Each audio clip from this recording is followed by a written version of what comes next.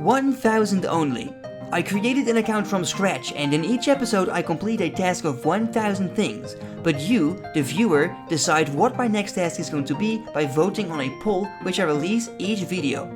Now pick your vote wisely, because the profit I make will be invested into better gear to prepare for the next episode. For a full list of the rules and restrictions, check out the description of the video. Are you ready? Let's begin!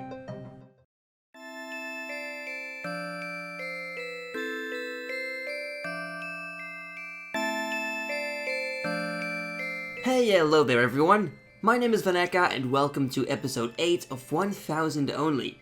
Last week you all voted for 1000 TzHaar-Ket, so that is the monster I will be killing in this episode. But before we do that, I would like to ask you one small favor. Recently my channel has increased by thousands of new subscribers, and I know that I've mentioned in like almost every video how incredibly grateful I am. However, what I've noticed is that out of all my subscribers, only 7.4% have turned on the notification bell for my channel. Now of course you are completely free to decide if you want to have it on or off, but I want to make you guys aware that if you turn it on, you'll know exactly when I upload a new video. This way you can vote immediately for new polls when they come out, and at the same time you really help me out by getting quicker and more views on my channel. Turning the bell on is very easy to do. Just go to the subscriber button under the video, click on the bell right next to it and select all. Thank you all very much in advance, and now let's move on with the episode. TzHaars are very interesting creatures to kill because they have quite a lot of power loots, as I like to call them. The drops are not consistent at all, but if the RNG is on my side in this episode, we can expect to make loads of money. I have decided to kill the TzHaar-Ket with ranged because I have calculated that this will get me to level 70 at least, and that is something that I really want. Now, there are many different methods for training range, but for now I've decided to use full void and an imbued magic shortbow.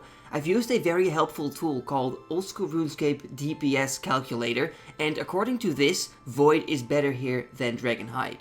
In addition to my range gear, I've also decided to buy some divine ranging potions to boost my damage even more. Perhaps the regular potions would have been more cost effective, but for the sake of the video, I bought these instead. Okay, so there's actually something else we will do before killing the TzHaar-Ket.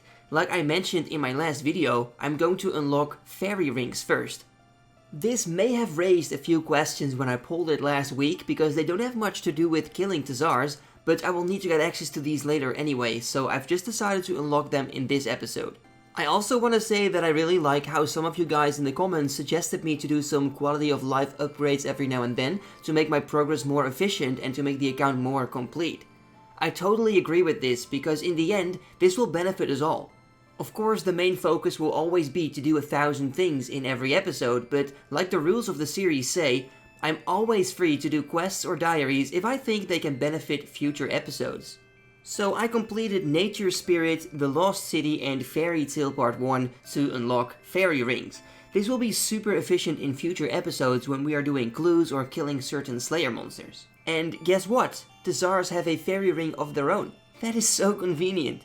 Okay, so before we actually get into the grind, I have to explain you all something about how I will track the kills. In previous episodes, I used to track the RuneLite loot tab in order to count towards 1000 kills. But maybe you've seen in episode 6, when I killed banshees, that this is not always 100% accurate. This is because RuneLite only tracks a kill if a monster drops at least one item. If it drops nothing, it will not count towards 1000, and that would not be correct. Now for the banshees, this was really easy to solve by simply tracking the slayer log, but this won't help for TzHaars because they are not an official slayer monster. So the only thing I can do is to calculate the kills by tracking my ranged XP. Now don't worry, I can do this very accurately, and this is how. TzHaar-Ket have 140 HP. 1 damage equals 4 range XP, so 140 times 4 is 560. However, TzHaars heal about 1 hit point every minute. I calculated that on average, they will heal about 1 HP every kill, which means this comes down to 4 extra range XP per kill. So in total I get 564 XP per kill, times 1000 is 564k. And I started with 220k and 532 XP, so I will need to reach a total XP of 784k and 532 to reach 1000 kills. So now we have that explanation out of the way, let's kill 1000 TzHaar-Ket. This place honestly has a very special place in my heart.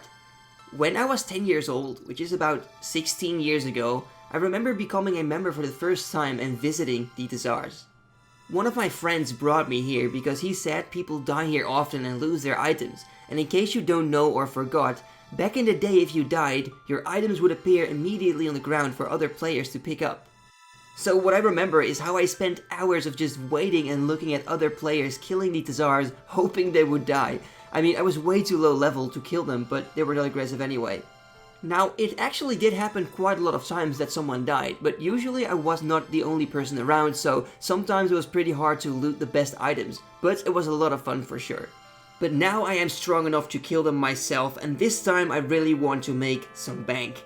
What I like about these monsters is how they are perfectly AFK-able, so it is great to multitask playing RuneScape with school or other things. Now I gotta say that at the beginning I was kinda unlucky, because in the first 400 kills I only managed to get one single obby malt drop, but a bit later I finally managed to get another drop, the obby shield. And then, on kill 477, I'm sorry for the spoilers before, I finally got my first obby cape. Another nice thing about these monsters is, by the way, that I barely have to bank for any kills. I mean, it can get a bit boring to receive nothing in hours, but in a way it is always kinda exciting. So I kept killing these guys and got quite a lot of range levels, which is of course always very welcome. I can't wait to reach level 70 range so I can use Black Dragonhide and much more. So a few kills later, out of the blue, I suddenly got another obby cape, and that actually really freaked me out. I mean, the obby cape is by far the best loot I can receive, and having two of them is incredibly satisfying. So after that I got level 69 range, so only one more level to go, and guess what? After that I got another drop. It's another obby shield, and I was super happy to get that, honestly. But if you think it ends here, you are totally wrong. Because what happened next is really funny actually. Okay, so firstly, I got another obby cape. I mean, that is incredibly lucky. 3 capes within 1000 kills. And just as I got it, the quiz master tells me that it's my lucky day. I know, right? And to make that even more funny, I decided to complete the random event and pick the mystery box to test my luck. And look at this! I got an easy clue.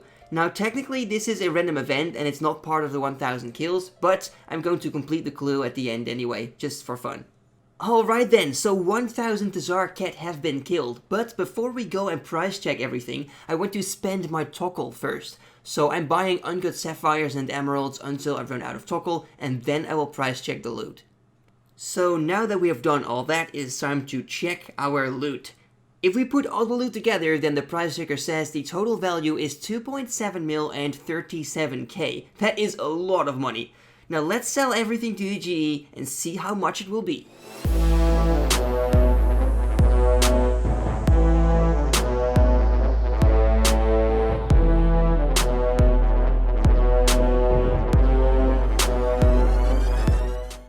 In the end, we managed to get a whopping total of 2.7 mil and 20k. This is something we really needed, guys, because in the previous episode we spent a lot of money on our skills and now we finally have some cash again. But we still have this easy clue. And the reward is 10k. Now we did get a Saradomin page 4 though, which means we did get another item for our collection log. If we take a look at our stats, then we can see I've trained my range, hit points and crafting. We can now wear Black Dragonhide and that is super useful for our account, so I am incredibly happy with that.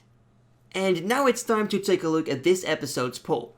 Today you can vote for 1000 Sourhogs, 1000 Harpy Bugswarms, and 1000 Cockatrice. If voting for the Sourhogs, we will unlock a new Slayer Master which can be used in future Slayer episodes. Also, Sourhogs are brand new creatures in the game, so it would be cool to see what we can get from them. If voting for Harpy Bugswarms, I will make sure to upgrade my house before we start. So this means a mounted glory, teleport chambers and any other new things I think are useful to have. This will be very beneficial for completing clues, for example. And if voting for Cockatrice, we will complete the RD Easy Diaries, which will give access to the RD Cloak. With this cloak, I can teleport to the RD Monastery unlimited times, and it's also close to a fairy ring, which is pretty awesome. If you want to vote, it's really easy to do. Simply go to the link in the description or in the comments and choose your favorite option. And if you did take some time to vote, then please also consider subscribing to this channel. This way you can cast your vote on all the future videos as well. So now we have come to an end of this episode, my friends. If you have any suggestions for future 1000 only videos, then feel free to leave them in the comments down below. And if you enjoyed this video, a like is always appreciated. Thank you very much for watching, and until next time, bye bye.